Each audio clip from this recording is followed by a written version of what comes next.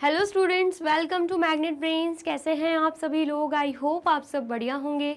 आज की video start करने से पहले मैं आपको बता देती हूँ, मैग्नेट ब्रेन्स आपको प्रोवाइड कराता है free of cost quality education from class के टू क्लास 12th। जी हाँ, सही सुना आपने, किंडरगार्टन से लेकर क्लास 12 तक की कराई जाती है आपको कंप्लीट एजुकेशन, वो भी फ्री ऑफ कॉस्ट प्रोवाइड। तो करना क्या है, आपको यूट्यूब चैनल पर जाना है एंड कर देना है मैग्नेट ब्रेन्स को सब्सक्राइब, जहाँ पर आपको सीबीएसई बोर्ड से लेकर अदर स्टेट बोर्ड जैसे कि UP board, MP board, Bihar board जैसे कोर्सेज भी अवेलेबल हैं। यहाँ तक कि आपको प्रैक्टिस क्वेश्चंस भी यहाँ पर सॉल्व कराए जाते हैं।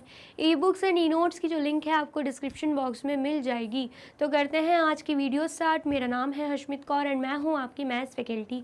तो आज हम क्या पढ़ने वाले हैं? आज हम पढ़ेंगे चैप्टर 2 जिसका नाम क्या है, लाइन्स एंड एंगल्स, उसके मोस्ट इम्पॉर्टेंट क्वेश्चंस। इसका मतलब क्या है, ये चैप्टर जो है हम पूरे तरीके से कंप्लीट कर चुके हैं। हर एक टॉपिक को हमने अच्छे से पढ़ा था, फिगर इट आउट के हर एक क्वेश्चंस को हमने अच्छे से सॉल्व किया है। एंड उसके बाद मैंने आपको मल्टीपल चॉइस क्वेश्चंस भी करवाए थे, जो एग्जामिनर आपसे एक एक मार्क्स के लिए पूछ सकता है। तो अब किसकी बारी है? अब बारी है मोस्ट इम्पॉर्टेंट क्वेश्चंस की, जो आपके एग्ज़ाम में आ सकते हैं एंड आपके लिए बहुत ही ज़्यादा इंपॉर्टेंट है। तो आपको अच्छे से पढ़ना है। एंड इफ़ आपने चैप्टर को डिटेल में नहीं पढ़ा है तो बहुत ही लेंथी चैप्टर है, बहुत ही इंपॉर्टेंट चैप्टर है, तो आपको वो भी अच्छे से कवर करना है। ठीक है, आया समझ में? चलिए, सबसे पहला क्वेश्चन क्या है, use the following figure to name all the points. ये आपको फिगर दिख रहा होगा, फिगर में जितने भी पॉइंट्स हैं हमें वो बताने हैं। ठीक है, आया समझ में? तो कौन कौन से पॉइंट दिख रहे हैं? सबसे पहले पॉइंट ए, ठीक है, point B, point O, point C. कितने पॉइंट्स हमें दिख रहे हैं? हमें दिख रहे हैं 4 पॉइंट्स। हमने चारों के यहाँ पे नाम लिख दिए हैं। ठीक है, आ गया समझ में? एंड आप चाहो तो यहाँ पर पहले ये भी स्टेटमेंट ऐड कर सकते हो, देयर आर 4 पॉइंट्स। ठीक है, यहाँ पर लिख देती हूँ मैं, there are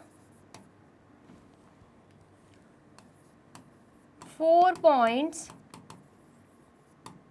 in the given figure। And then फिर उनके हमने नाम भी बता दिए। ठीक है, नेक्स्ट हमसे पूछा जा रहा है 2 रेज, 2 रेज बतानी है। तो यहाँ पर आप बोल सकते हो ओ ए भी रे है, ओ सी भी रे है एंड इवन ओ बी भी रे है। ठीक है, आया समझ में? यहाँ पर 2 पूछे जा रहे हैं, कोई भी 2 रे आप लिख सकते हो। तो यहाँ पर हम लिख देंगे ओ ए, एंड रे को आपको पता है कैसे मार्क किया जाता है। एंड देन उसके बाद ओ सी, एंड देन उसके बाद ओ बी भी लिख सकते हो। ठीक है, आया समझ में? आया है तो फटाफट से आप इसे नोट डाउन कर लीजिए। कर लिया आपने नोट डाउन? चलिए, अब नेक्स्ट क्या है, question 2, name all the line segments in the given figure. यहाँ पर जो फिगर हमें देखे रखा हुआ है उसमें जितनी भी लाइन सेगमेंट्स हैं उनके नाम लिखने हैं। ठीक है, तो यहाँ पर हम लिख देंगे all the line segments are. तो सबसे पहली लाइन सेगमेंट हम लिख देंगे पी एस। ठीक है, क्या हो जाएगी लाइन सेगमेंट?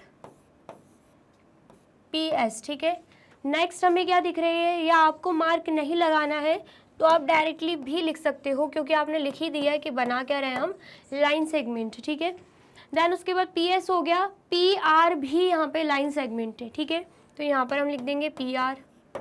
देन उसके बाद पी क्यू भी यहाँ पर लाइन सेगमेंट है, तो यहाँ पर हम क्या लिख देंगे, पी क्यू लिख देंगे। ठीक है, देन उसके बाद क्यू एस भी लाइन सेगमेंट है, तो यहाँ पर हम क्या लिख देंगे, क्यू एस। ठीक है, एंड देन उसके बाद क्यू आर भी लाइन सेगमेंट है, तो यहाँ पर हम क्या लिख देंगे, क्यू आर। ठीक है, एंड क्यू पी लिखने की ज़रूरत है बिल्कुल नहीं है, क्योंकि Q P and P Q एक ही लाइन सेगमेंट है एंड हम ऑलरेडी लिख चुके हैं पी क्यू। ठीक है, आया समझ में? चलिए, देन उसके बाद आर एस एक लाइन सेगमेंट है, तो यहाँ पर हम क्या लिख देंगे, आर एस।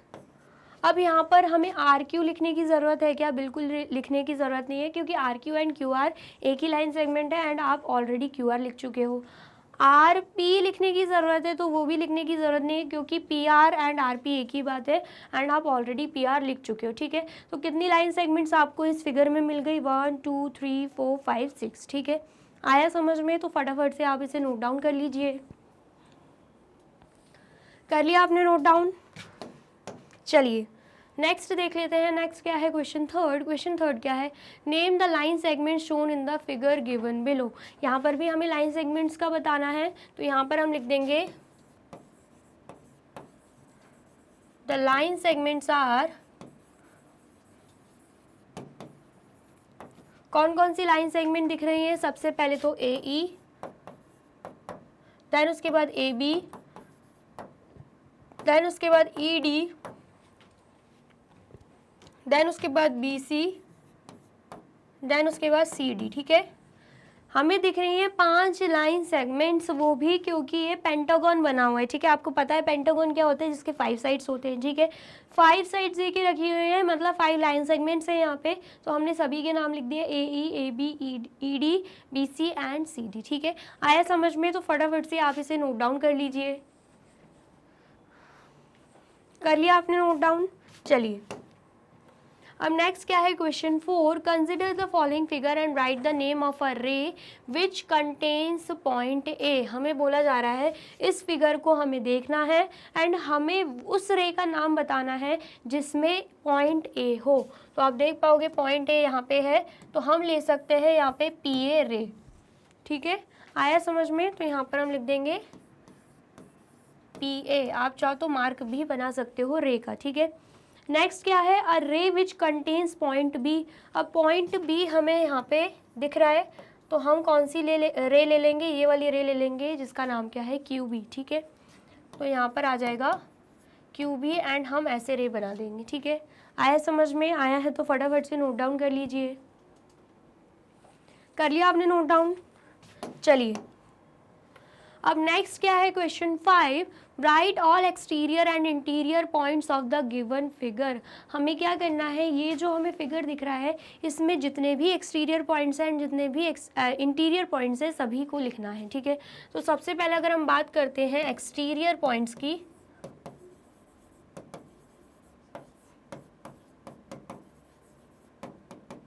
एक्सटीरियर मतलब बाहर तरफ जो हमें पॉइंट दिख रहे हो, तो यहाँ पर सिर्फ और सिर्फ हमें एक ही पॉइंट बाहर दिख रहा है, वो क्या है, पॉइंट एम, ठीक है। तो हमने सिर्फ पॉइंट एम लिख दिया। अब बात हो रही है इंटीरियर पॉइंट्स की,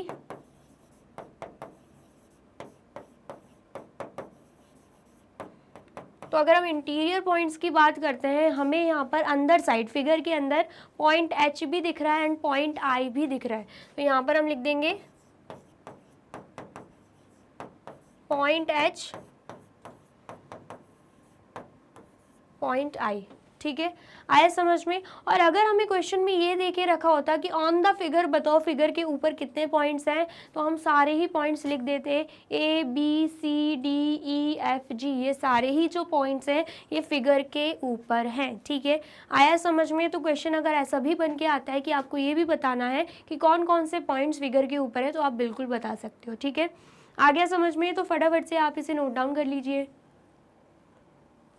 कर लिया आपने नोट डाउन? और वीडियो अच्छी लग रही है तो आपको क्या करना है, जल्दी से वीडियो को लाइक कमेंट एंड शेयर भी कर देना है, ठीक है।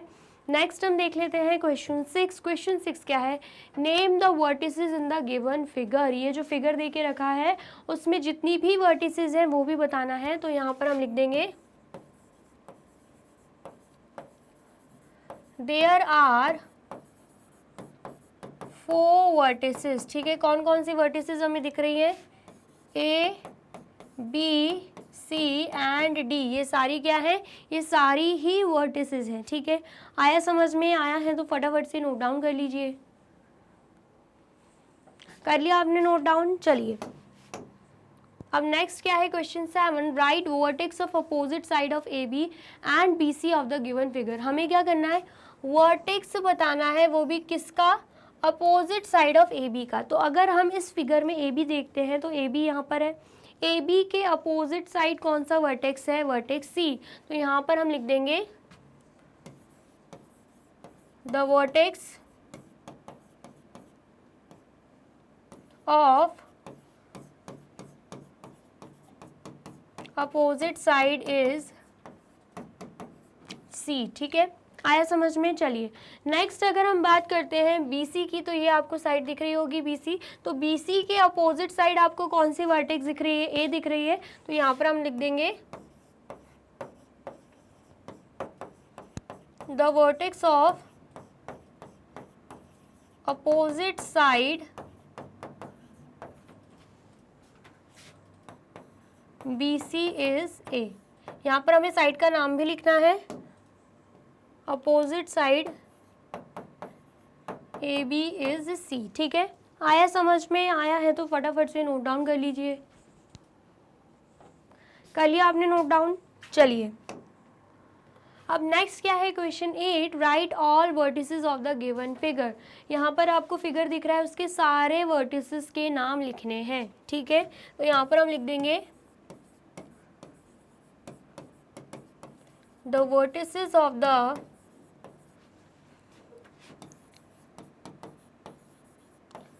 Given figure are. कौन कौन से वर्टिसेस हैं? A है, B है, C है, D है एंड E है। आपको 5 वर्टिसेस यहाँ पे दिख रहे होंगे, A B C D E। तो हमने पांचों के नाम लिख दिए हैं। ठीक है, तो फटाफट से आप इसे भी नोट डाउन कर लीजिए। कर लिया आपने नोट डाउन? चलिए अब नेक्स्ट क्या है, क्वेश्चन 9। क्वेश्चन 9 क्या है, the number of common points in the 2 angles marked in the given figure is. बोला जा रहा है यहाँ पर जो आपको 2 एंगल्स दिख रहे हैं, कौन कौन से एंगल? एंगल BAC, सबसे पहले ये वाला angle, angle BAC and angle DAE। तो बोला जा रहा है इन दोनों ही एंगल में कौन सा पॉइंट कॉमन है। तो आप देख सकते हो इन दोनों ही एंगल में ये जो A पॉइंट है, इन दोनों ही एंगल में ये जो A पॉइंट है वो क्या है? वो कॉमन है। ठीक है, आया समझ में? तो यहाँ पर हम लिख देंगे the number of common points. Number of common points बोला जा रहा है तो सिर्फ एक ही कॉमन पॉइंट है, तो यहाँ पर हम लिख देंगे there is only one common point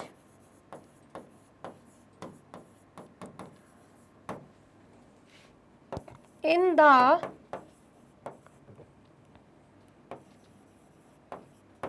two angles marked in the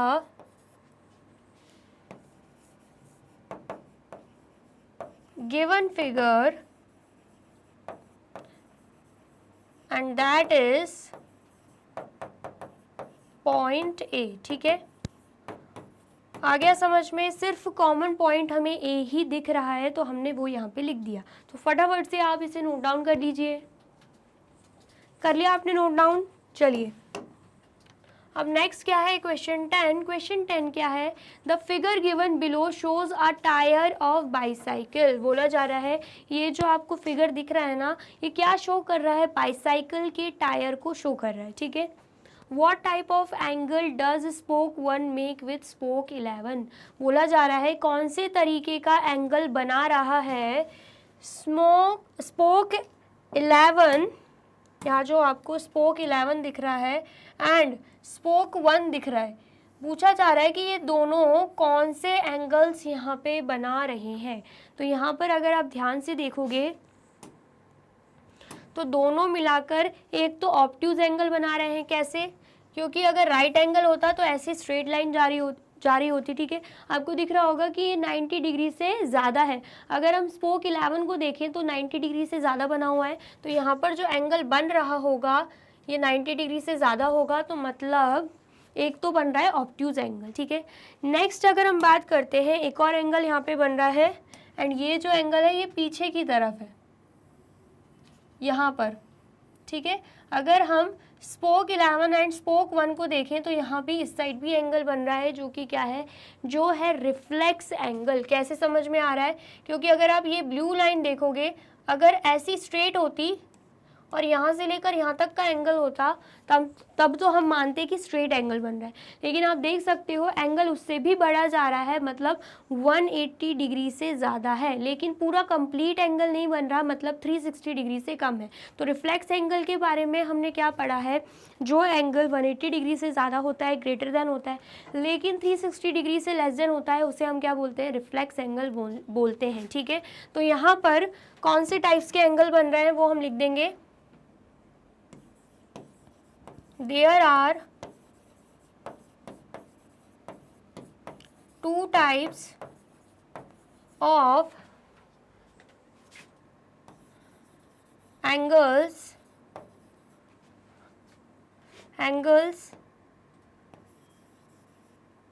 that spoke one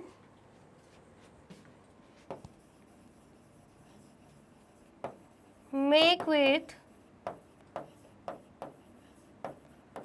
spoke 11 and the angles are, कौन से हैं वो एंगल्स, सबसे पहले तो एक बन रहा है ऑब्ट्यूज एंगल एंड दूसरा बन रहा है रिफ्लेक्स एंगल। ठीक है, आया समझ में, आया है तो फटाफट से नोट डाउन कर लीजिए।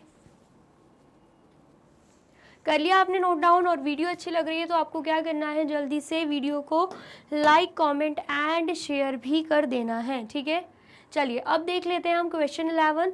क्वेश्चन 11 क्या बोल रहा है, bye simple looking at the pair of angles given below state which of the angle in each pair is greater. आपको क्या देखना है, पेयर देखने हैं एंगल्स के एंड बताना है कौन सा पेयर ग्रेटर है। ठीक है, आया समझ में। तो सबसे पहला पेयर आपको दिख रहा होगा AOB एंड DEF का। तो अगर आप ध्यान से देखोगे DEF क्या है, राइट एंगल है 90 डिग्री का, एंड ये जो AOB है ये 90 डिग्री से भी ज़्यादा का है। अगर 90 डिग्री होता तो सिर्फ यहाँ तक होता, लेकिन ये एंगल उससे भी ज़्यादा बन रहा है, मतलब ये 90 डिग्री से ग्रेटर देन है बट लेस देन 180 डिग्री है। ठीक है, तो ये क्या हो जाएगा, ऑब्ट्यूज एंगल, ये हो जाएगा राइट एंगल। तो आप खुद बताइए ऑब्ट्यूज एंगल ग्रेटर होता है right angle, of course obtuse angle greater होगा क्योंकि वो 90 डिग्री से ज़्यादा है। ये 90 डिग्री का एंगल है, ये 90 डिग्री से ज़्यादा का एंगल है, इसलिए ये जो एंगल है ये ग्रेटर हो जाएगा। ठीक है, तो यहाँ पर हम लिख देंगे एंगल AOB एंड दूसरा एंगल क्या है, एंगल DEF। ठीक है, तो यहाँ पर हमें दिख रहा है एंगल AOB क्या है, ग्रेटर है। ठीक है, आया समझ में। चलिए नेक्स्ट देखते हैं। नेक्स्ट यहाँ पे दो एंगल है, angle GHI and angle JKL। तो यहाँ पर अगर आप ध्यान से देखोगे ये 90 डिग्री का एंगल बन रहा है, ये स्ट्रेट एंगल बन रहा है जो कि 180 डिग्री का है। तो 180 डिग्री ज़्यादा है, ये 90 डिग्री, ऑफकोर्स 180 डिग्री, तो यहाँ पर JKL वाला एंगल ज़्यादा हो जाएगा। ठीक है, तो यहाँ पर हम लिख देंगे angle GHI and angle JKL। तो कौन सा एंगल ज़्यादा है, एंगल JKL ज़्यादा है। ठीक है, नेक्स्ट अगर हम इस एंगल को देखते हैं तो यहाँ पर हमें ये वाला एंगल नहीं लेना है, हमें लेना है ये वाला एंगल जो कि क्या है, रिफ्लेक्स एंगल है। ठीक है, पीछे साइड मार्क दे के रखा है, पीछे साइड एंगल बना हुआ है, तो मतलब हमें रिफ्लेक्स एंगल मानना है। ठीक है, तो यहाँ पर एंगल MON बड़ा है या एंगल QPR बड़ा है, तो यहाँ पर आप देख सकते हो QPR क्या है, एक्यूट एंगल जो कि 90 डिग्री से कम है, एंड ये जो MON वाला रिफ्लेक्स एंगल बन रहा है ये तो 180 डिग्री से भी ज़्यादा का होता है। ठीक है, तो ग्रेटर क्या होगा, रिफ्लेक्स एंगल होगा। तो यहाँ पर हम लिख देंगे एंगल MON एंड दूसरा एंगल क्या है, एंगल QPR। तो ग्रेटर कौन सा है, एंगल MON ग्रेटर है। ठीक है, आया समझ में। चलिए नेक्स्ट अगर हम इसको देखते हैं, यहाँ पर जो एंगल बन रहा है ये क्या है, ये है स्ट्रेट एंगल, मतलब 180 डिग्री का है, एंगल SUT। एंड यहाँ पर एक सिंगल एंगल दे के रखा है, एंड यहाँ पर जो एंगल है पूरा एक कंप्लीट टर्न ले लिया है उसने, कंप्लीट राउंड ले लिया है, मतलब वो 360 डिग्री का है। तो यहाँ पर 180 डिग्री ज़्यादा होगा या 360 डिग्री, ऑफकोर्स 360 डिग्री ज़्यादा होगा, मतलब एंगल O ग्रेटर है। ठीक है, तो यहाँ पर हम लिख देंगे एंगल SUT या फिर एंगल ओ, तो ऑफकोर्स एंगल ओ क्या है, ग्रेटर है। ठीक है, आया समझ में? आया है तो फटाफट से नोट डाउन कर लीजिए।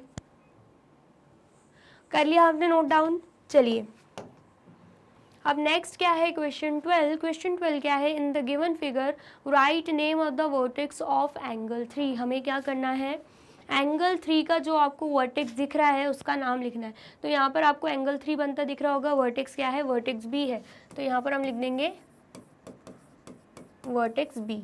ठीक है, नेक्स्ट क्या है, name of the common arm of angle 1 and angle 2। Angle 1 and angle 2 का कॉमन आर्म बताना है। तो कॉमन आर्म आपको दिख रहा होगा, AC कॉमन आर्म है, क्योंकि ये जो AC लाइन है ये एंगल A से भी बन रही है एंड एंगल 1 से भी बन रही है एंड एंगल 2 से भी बन रही है। आप देख सकते हो ये जो DAC है ये है एंगल 1 एंड ये जो BAC है ये है एंगल 2। तो दोनों में ही जो AC आर्म है वो क्या है, कॉमन है। ठीक है, आया समझ में? यहाँ पर मैं लिख भी देती हूँ, angle DAC is equal to angle 1, angle BAC is equal to angle 2। तो दोनों में ही AC आर्म जो है वो कॉमन है, तो यहाँ पर हम लिख देंगे AC। ठीक है, चलिए नेक्स्ट क्या है, name the vertex of angle 4। तो एंगल 4 के अगर हम वर्टेक्स को देखें तो यहाँ पर हमें दिख रहा है एंगल C जो है वो एंगल 4 का वर्टेक्स है, तो यहाँ पर हम लिख देंगे वर्टेक्स C। ठीक है, आया समझ में? आया है तो फटाफट से नोट डाउन कर लीजिए।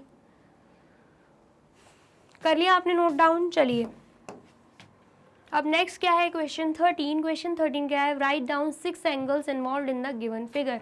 हमें क्या करना है, ये आपको फिगर दिख रहा होगा, उसमें हमें बताने हैं 6 एंगल्स। ठीक है, तो सबसे पहला एंगल क्या हो जाएगा, एंगल BAC। तो यहाँ पर हम लिख देंगे द 6 एंगल्स आर, सबसे पहले एंगल BAC। ठीक है, दूसरा एंगल क्या हो जाएगा, एंगल यहाँ पे BAC लिख दिया ABC। ठीक है, तो यहाँ पर एंगल ABC भी आ जाएगा। फिर तीसरा एंगल क्या होगा, एंगल BCA, यहाँ पे जो एंगल बन रहा है। ठीक है, तो यहाँ पर हम लिख देंगे एंगल BCA। ठीक है, सबसे पहला एंगल क्या है, एंगल BAC, दूसरा एंगल है एंगल ABC, तीसरा एंगल है BCA। ठीक है, आया समझ में? जिसे हम डायरेक्टली क्या लिख सकते हैं, डायरेक्टली हम angle A, angle B, angle C भी लिख सकते हैं। ठीक है, लेकिन और ज़्यादा अच्छे तरीके से एक्सप्रेस करने के लिए हमने पूरा नाम लिखा है। ठीक है, चलिए नेक्स्ट एंगल यहाँ पे हम बोल सकते हैं एंगल BDC। यहाँ पर हम क्या बोलेंगे, एंगल BDC। ठीक है, उसके बाद एंगल CEB या BEC भी बोल सकते हैं, एंगल BEC। ठीक है, एंड देन उसके बाद एंगल BFC भी बन रहा है यहाँ पे, तो यहाँ पर हम लिख देंगे एंगल BFC। देन उसके बाद एंगल EFD भी बन रहा है, यहाँ पर भी एंगल बन रहा है। ठीक है, तो यहाँ पर हम क्या लिख देंगे, एंगल EFD। ज़रूरी नहीं है आपको 6 एंगल्स लिखने हैं, सारे एंगल्स मैं यहाँ पे मेंशन कर रही हूँ, उसमें से कोई भी 6 एंगल लिखने थे। ठीक है, आया समझ में? देन उसके बाद एंगल EFB भी बन रहा है यहाँ पे, तो यहाँ पर हम लिख देंगे एंगल EFB। एंड देन उसके बाद एंगल CFD भी बन रहा है यहाँ पे, तो हम यहाँ पे क्या लिख देंगे, एंगल CFD। ठीक है, तो जितने भी एंगल्स यहाँ पे बन रहे थे हमने सभी लगभग लिख दिए हैं। ठीक है, आया समझ में? यहाँ पर आप लिख सकते हो एंगल ECA भी लिख सकते हो, यहाँ पर जो छोटा एंगल बन रहा है, स्मॉल एंगल बन रहा है, एंगल ECA। ठीक है, तो आप वो भी लिख सकते हो, एंगल ECA। ठीक है, एंड देन उसके बाद आप एंगल ECB भी लिख सकते हो, ये वाला छोटा एंगल। ठीक है, एंगल ECB। एंड देन उसके बाद एंगल CBD भी लिख सकते हो, ये वाला जो एंगल बन रहा है। ठीक है, एंड देन उसके बाद एंगल ABD भी लिख सकते हो। यहाँ पर जो एंगल बन रहा है एंगल ABD, ये भी आप लिख सकते हो, ठीक है। आया समझ में? तो हमने ऑलमोस्ट जितने एंगल्स बन रहे थे वो लिख दिए हैं, और अगर आपको कुछ समझ आ रहे हैं तो वो भी आप ऐड कर सकते हो। वैसे तो यहाँ पर सिर्फ और सिर्फ 6 एंगल्स ही पूछे जा रहे थे, ठीक है। आया समझ में? तो फटाफट से आप इसे नोट डाउन कर लीजिए। कर लिया आपने नोट डाउन? चलिए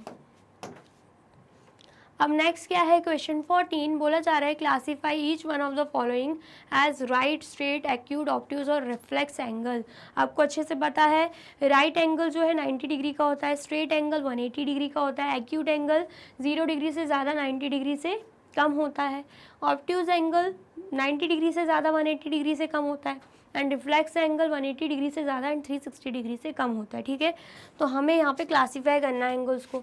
तो सबसे पहला एंगल हमें 30 डिग्री का दे के रखा है, जो कि क्या है, ऑफ कोर्स एक्यूट एंगल है, क्योंकि 0 डिग्री से ज़्यादा एंड 90 डिग्री से कम है। सेकेंड एंगल को अगर हम देखेंगे, यहाँ पर एंगल नहीं दे के रखा, लेकिन यहाँ तक अगर एंगल होता तो राइट एंगल बनता। ये एंगल हमें उससे भी ज़्यादा दिख रहा है, मतलब 90 डिग्री से मोर देन है, ठीक है। तो ये क्या हो जाएगा, ऑब्ट्यूज एंगल हो जाएगा। देन उसके बाद यहाँ पर आप देखोगे ये वाला एंगल जो है ये क्या है, अगर 180 डिग्री का होता है तो इतना होता है, ये 180 डिग्री से भी ज़्यादा है। तो ऐसा कौन सा एंगल है जो 180 डिग्री से ज़्यादा होगा, ऑफ कोर्स रिफ्लेक्स एंगल, ठीक है। चलिए अब नेक्स्ट उसके बाद अगर आप ये वाला फोर्थ एंगल देखते हो तो यहाँ पर बनता है राइट एंगल, एंड ये आपको उससे भी ज़्यादा दिख रहा होगा, मतलब 90 डिग्री से ज़्यादा है। तो ये क्या है, अगेन ऑब्ट्यूज एंगल, ठीक है। नेक्स्ट अगर आप इसको देखते हो तो 60 डिग्री एंगल लिखा हुआ है, मतलब ये 90 डिग्री से लेस देन है। तो ये कौन सा एंगल होगा, एक्यूट एंगल, ठीक है। नेक्स्ट अगर आप इसे देखते हो तो आपको दिखेगा यहाँ पे अगर स्ट्रेट 180 डिग्री का एंगल होता तो यहाँ तक होता इतना, लेकिन ये 180 डिग्री से भी ज़्यादा का है, तो मतलब ये कौन सा एंगल है, ये है रिफ्लेक्स एंगल, ठीक है।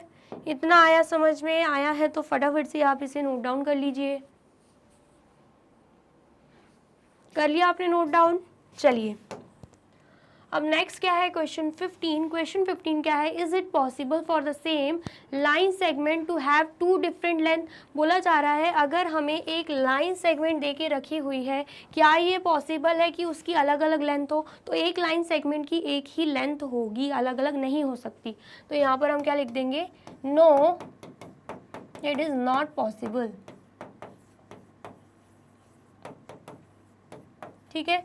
नेक्स्ट पॉइंट क्या है, angle to have 2 different measures. अगर हमें कोई भी एक एंगल दे के रखा है, क्या उसका अलग अलग मेजरमेंट होगा। तो एक एंगल का सिर्फ एक ही मेजरमेंट हो सकता है, अलग अलग नहीं हो सकता।